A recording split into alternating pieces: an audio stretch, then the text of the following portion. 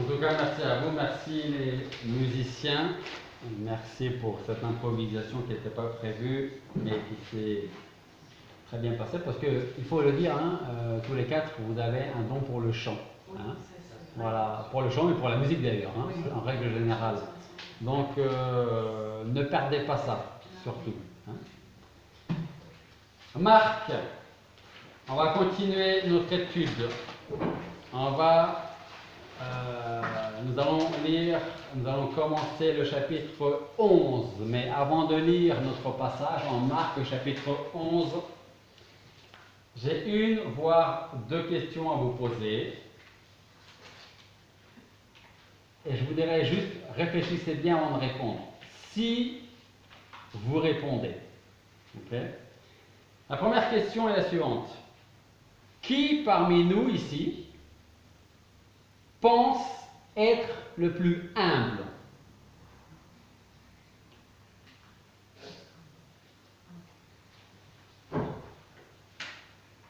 Alors pour ceux qui nous suivent sur internet, vous ne voyez pas les gens, mais je peux vous dire que personne n'a levé la main. Parce que si on lève la main, c'est qu'en fait compte, on n'est peut-être pas aussi humble que ça. Hein? C'est là le piège. Mon autre question, qui est beaucoup plus simple et à laquelle je pense que vous pourrez répondre, quels sont, selon vous, les critères de l'humilité?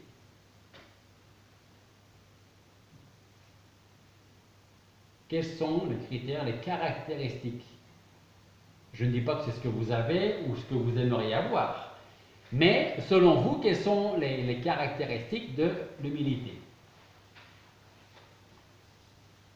La modestie, c'est un synonyme, la modestie. La modestie, d'accord, synonyme, donc modestie, d'accord. Passer après les autres. Passer après les autres. Et écouter plutôt que de parler. Oui. Écouter plus ou avant de parler, c'est ça? Hein, d'accord. Ça peut être quoi d'autre? Ne pas juger hâtivement les autres. Ne pas juger trop rapidement les autres, d'accord. Dans le sens où nous aussi, dans notre jugement, on peut, si on y réfléchit bien un petit peu d'une manière ou d'une autre, on peut être tout à fait responsable des mêmes choses que l'on reproche à quelqu'un. Hein.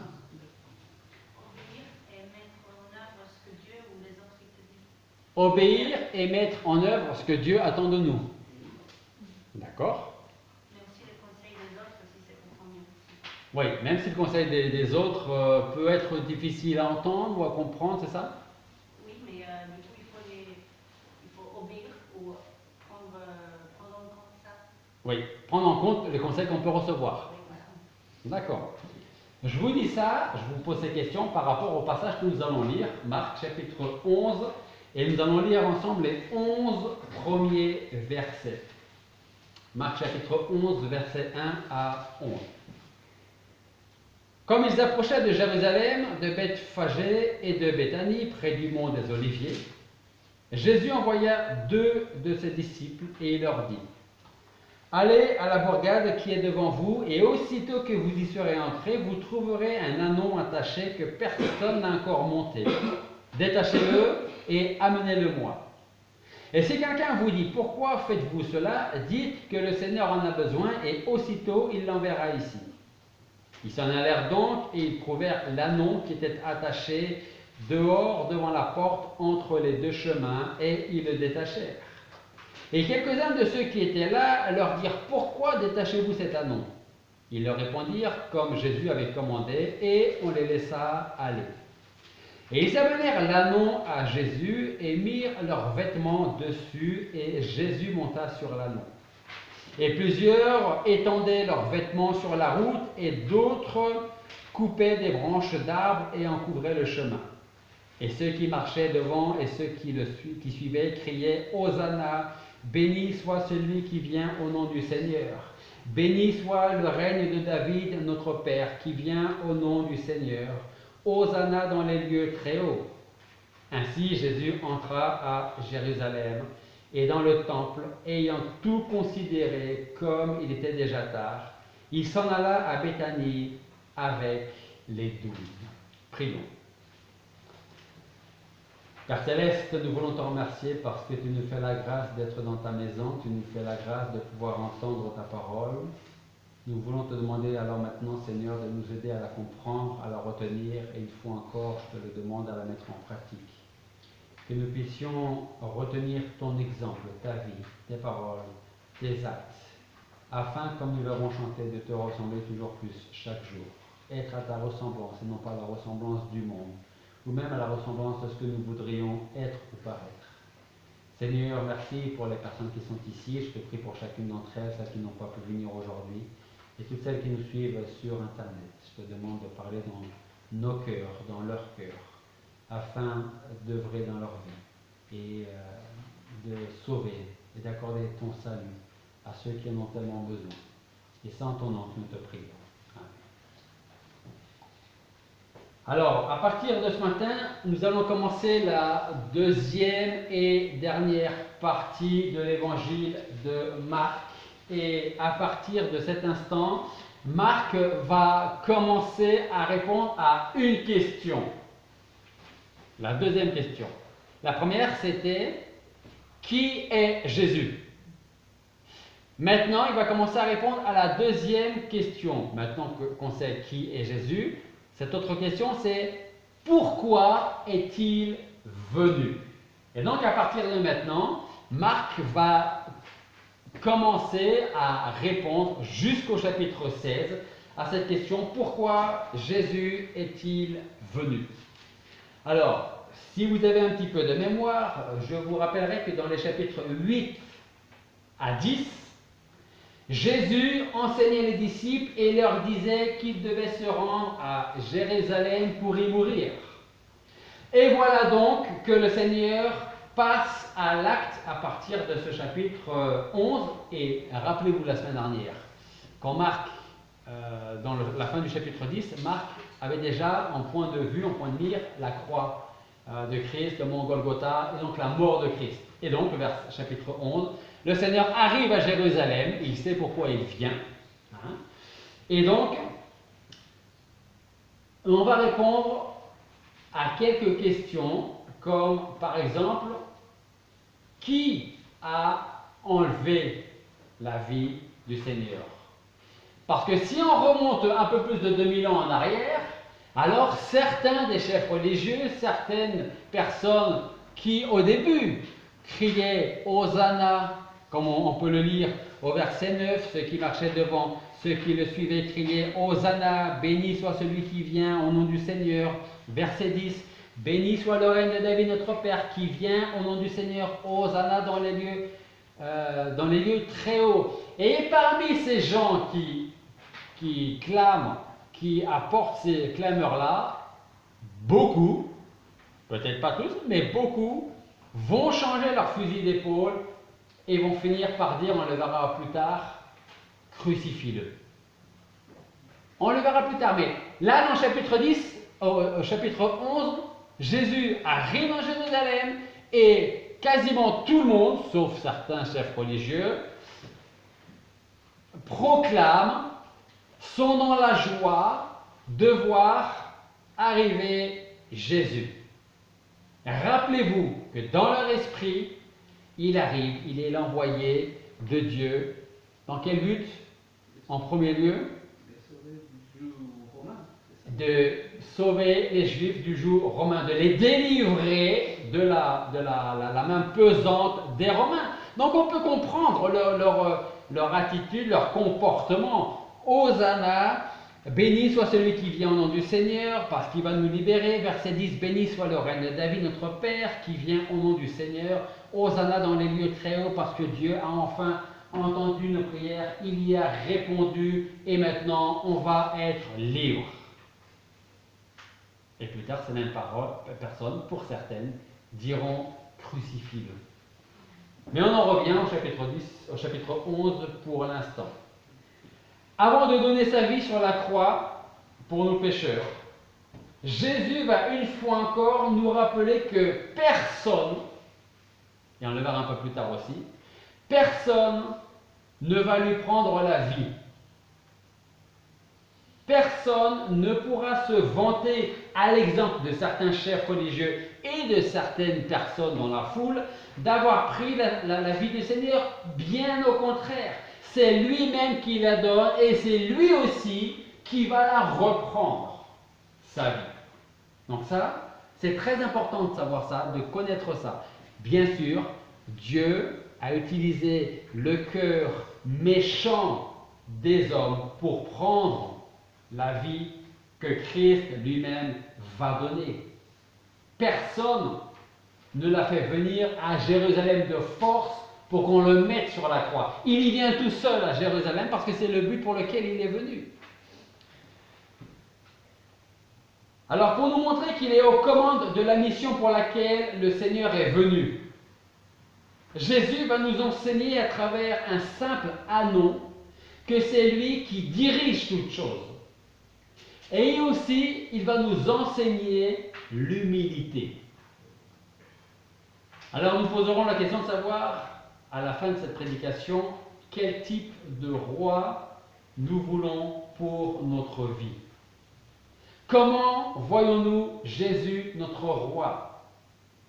Et qui dit roi, qui dit seigneurie, dit seigneur, ça veut dire qu'il est censé avoir la première place en toute chose dans notre vie parce qu'il est le roi, il est le souverain, il est le Seigneur, en plus d'être le sauveur.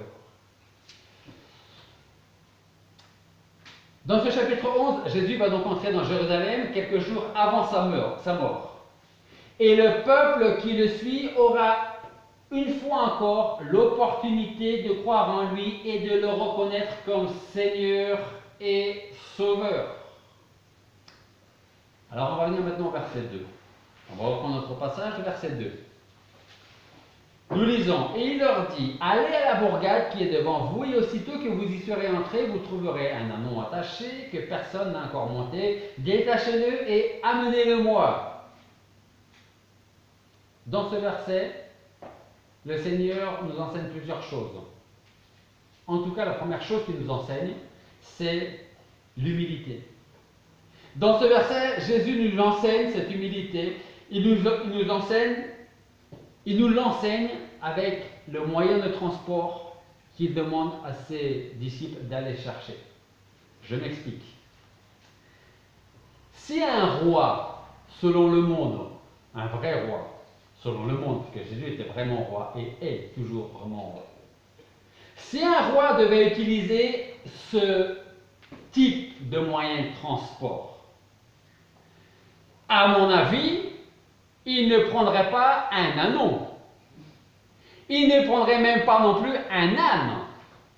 Qu'est-ce qu'il prendrait? Un cheval de pure race. Certainement un caballo andaluz. Oui. Au moins. Et si vous voulez savoir ce que c'est qu'un caballo andaluz, vous irez sur internet voir un caballo andaluz. Et là vous direz, oui, effectivement, c'est plutôt ça qu'un roi prendrait plutôt qu'un anon, plutôt qu'un âne, ou même plutôt qu'un simple cheval. C'est pas un seul, il aurait pris plusieurs dans une carotte. Exactement. Mais le Seigneur, lui, ce n'est pas ce qu'il va faire. On lit au verset 2 que Jésus va utiliser un anon, c'est-à-dire un jeune âne, que personne, comme on peut le lire, n'a encore monté. Ce que nous pouvons dire, c'est que ce sont les gens ordinaires, en tout cas à l'époque de Christ, et encore dans certains villages certainement, certains bourgs, aujourd'hui qui utilisent des ânes pour se déplacer. Un roi utilisera un cheval de pure race, mais Jésus, lui, va prendre un anon, et pourtant, il est le roi des rois, il est le Seigneur des seigneurs, il est le Fils de Dieu. Alors ce que nous pouvons dire, c'est que son exemple commence aussi dès sa naissance. Le roi des rois, le Fils de Dieu, n'est pas né dans un grand hôtel 4 étoiles ou 5 étoiles de l'époque. Il est né dans une étable, au milieu des animaux. Le roi des rois nous enseigne l'humilité, à nous maintenant de retenir son exemple. Une autre chose importante à retenir concernant l'annon. Jésus savait très bien où il serait, cet animal. Il n'a pas dit à ses disciples, allez faire un tour par là-bas, et si vous en trouvez un, vous me le ramenez. Non, il dit, vous irez très exactement à cette adresse-là, et là, vous trouverez l'anneau, et vous allez me l'amener. Et dans l'esprit du Seigneur, il savait déjà que certains allaient s'opposer, ou en tout cas allaient poser la question, pourquoi vous êtes en train de le détacher? Presque à la limite, ils auraient pu dire, c'est mon animal. Et le Seigneur le savait, ça. Donc il dit, allez là-bas, vous trouverez cet anneau attaché à tel endroit, et si quelqu'un, pour ne pas dire, et quand quelqu'un viendra vous dire, que faites-vous, vous lui direz que j'en ai besoin, et il vous laissera partir. Ça, c'est le verset 5. Quelques-uns de ceux qui étaient là leur dirent, après qu'ils étaient chercher l'animal, pourquoi détachez-vous cet anneau? Et verset 6, ils leur répondirent comme Jésus avait commandé, et on les laissa aller. Qu'est-ce que le Seigneur nous enseigne, nous apprend dans ces versets 5 et 6? Bien qu'il se rapproche du jour de sa mort, Jésus voulait montrer, enseigner, dire à ses disciples, comme il est en train de nous le dire aujourd'hui, qu'il est toujours aux commandes de sa vie et de ce qui doit arriver. Et s'il est aux commandes de sa vie et de ce qui doit arriver, ça veut dire aussi qu'il est capable d'être aux commandes de notre vie et de ce qui doit nous arriver. Cela nous enseigne donc qu'il est capable de nous dire « laisse-moi faire, laisse-moi te conduire ». Même si parfois on peut avoir l'impression d'être seul au monde. Vous savez, il y a des gens qui sont entourés de voisins, d'amis, de proches, et pourtant ils sont seuls au monde. On va revenir sur l'humilité du Seigneur. Une grande question que beaucoup se posent dans notre monde est de savoir comment obtenir le pouvoir, pour ne pas dire une certaine reconnaissance, mais aussi comment garder ce pouvoir, cette reconnaissance, et comment lui donner une efficacité maximum. Alors, un des meilleurs exemples, c'est en fin ou en début des présidentielles.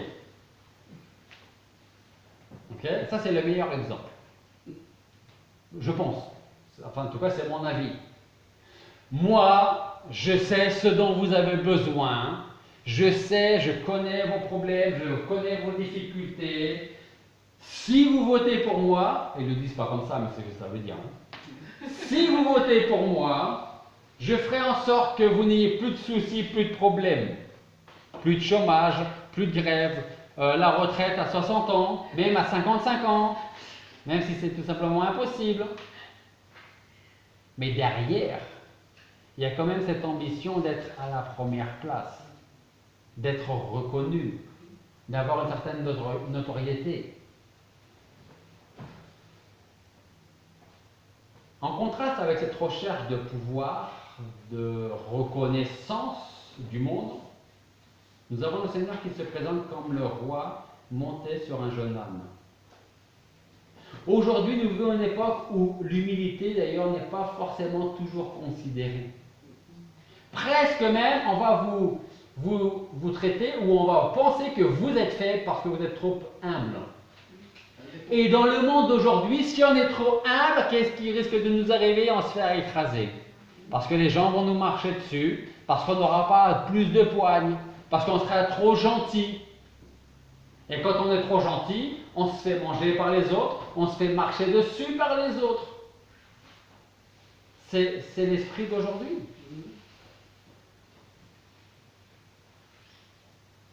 Le modèle que nous présente le monde n'est pas celui de l'homme humble, mais plutôt celui de l'ambitieux qui peut parfois être égoïste, un peu fier et voire un peu arrogant. Trop souvent, la société d'ailleurs va porter ses regards vers des gens qui ont l'air d'être les meilleures personnes, celles qui ont de la poigne, celles qui ont un véritable charisme.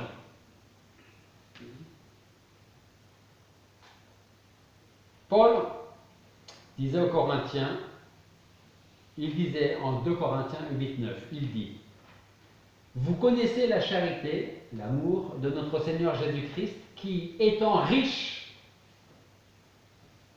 s'est fait pauvre pour nous, afin que par sa pauvreté nous fussions rendus riches. C'est-à-dire que la deuxième personne de la Trinité, le Fils éternel de Dieu, qui, en revêtant l'humanité avec toutes ses limitations, ses douleurs, ses peines et ses souffrances, est descendu parmi nous. C'est ce que Paul y dit. Vous connaissiez, même si on n'arrive pas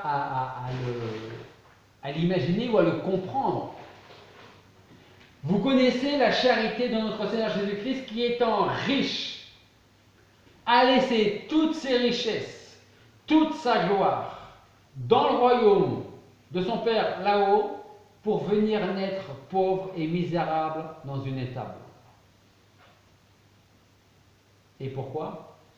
Pour finir sa vie sur une croix. Bien sûr, il y a la résurrection après derrière. Il n'y aurait pas la résurrection, croyez-moi que moi le premier je ne serais pas là ce matin. Hein. Il s'est fait pauvre. Ça veut dire quoi, il s'est fait pauvre? Ça veut dire qu'il a abandonné les honneurs qui lui étaient dus, il a abandonné la gloire de sa position, il a abandonné toutes les richesses du ciel pour devenir l'un d'entre nous afin de nous sauver de nos péchés. Il a abandonné sa gloire dans le but de devenir un bébé humain, pas un adulte. Ceux qui entre nous auraient déjà été un signe d'humilité. Mais il a même été encore plus bas, un bébé humain avant de devenir un jeune enfant, un adolescent, un jeune adulte et un adulte. Il a laissé de côté la gloire du ciel pour devenir un homme comme vous et comme moi. Un roi humble. Voilà qui est Jésus. Il est le roi qui a donné sa vie pour des pécheurs comme nous.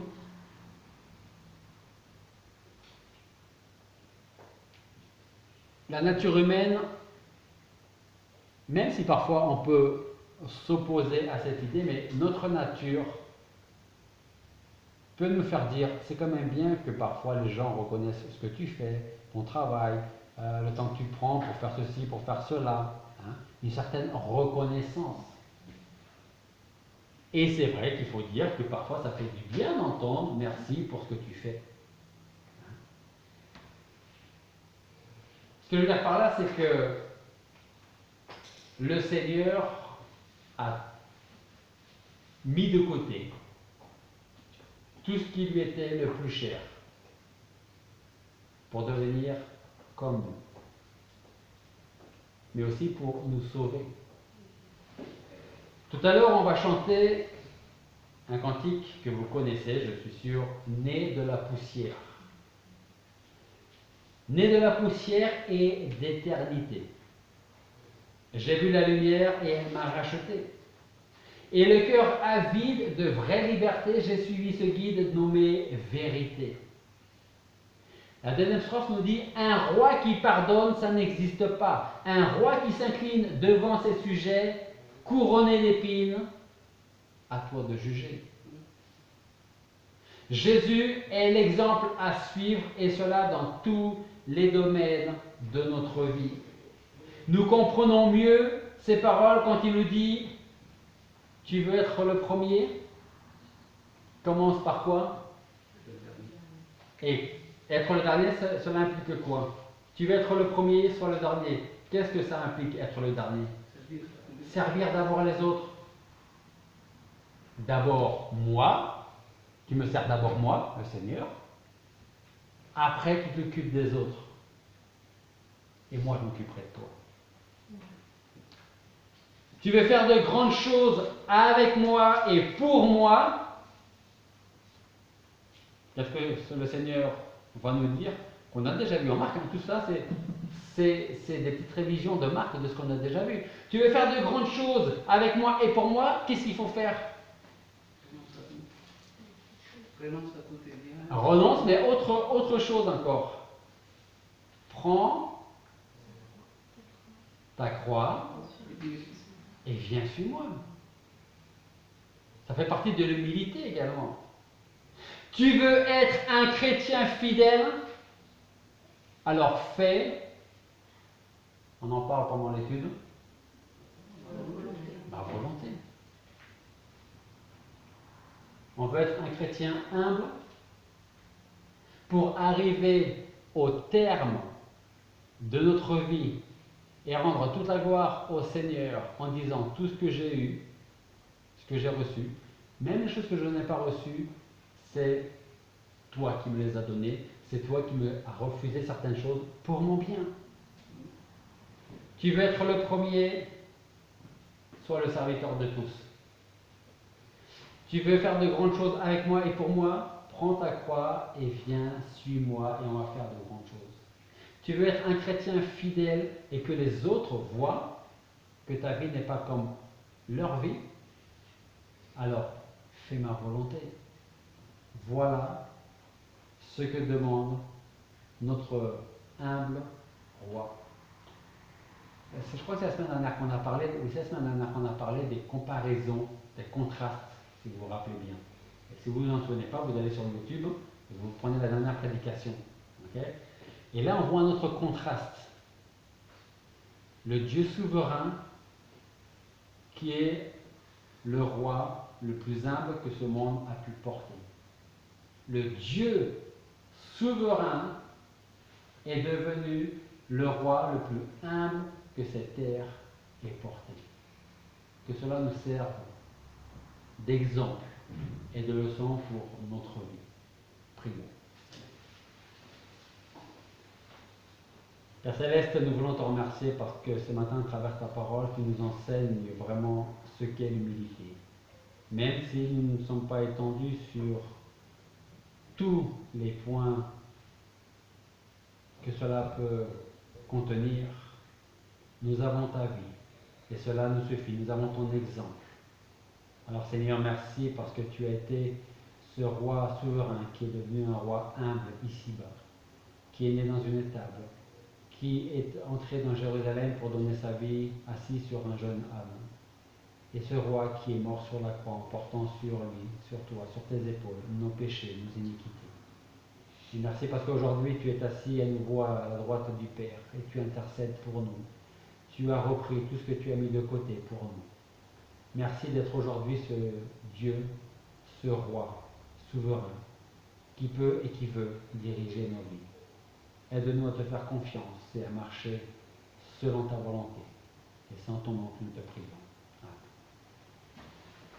Je vous invite à vous lever et nous allons chanter ce cantique né de la poussière et d'éternité.